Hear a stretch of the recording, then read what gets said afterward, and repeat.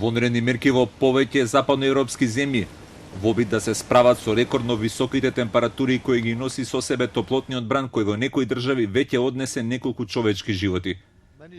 Првите информации за човечки жртви од топлотниот бран доаѓаат од Шпанија, каде најмалку две лица, 17 годишно момче и 80 годишен маж, починале од топлотни удари.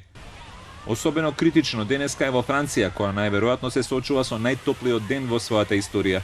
Актуелниот рекорд е 44 степени Целзиусови, регистриран 2003 година, во кој животот го загубиле илјадници луѓе. Француските власти денеска објавија така наречено црвено предупредување за 4 региони во јужниот дел од државата, додека во најголем дел од Франција останува на сила портокаловото предупредување, второ највисоко ниво.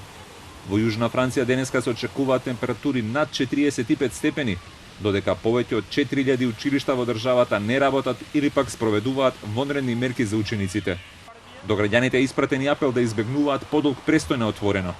Покрај Франција, екстремни горештини ги зафатија и Германија, Полска и Чешката република, во кои се измерени највисоките температури во историјата во месецот јуни, а во Шпанија пожарникарите се борат и против најлошите шумски пожари во Каталонија во последните 20 години. 8 провинции во Шпанија се на црвен аларм, каде температурите се очекува да се искачат над 42 степени. Италијанското министерство за здравство пријави дека жешкиот бран ќе зафати најмалку 16 градови во оваа држава.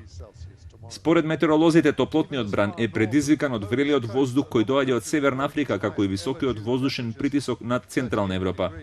Иако поврзувањето на овој случај директно со глобалното затоплување можеби не е толку едноставно, метеоролозите предупредуваат дека ваквите топлотни бранови ќе бидат почеста појава заради климатските промени.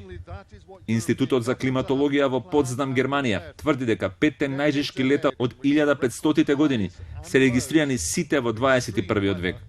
Have become the new normal. James Mates, ITV.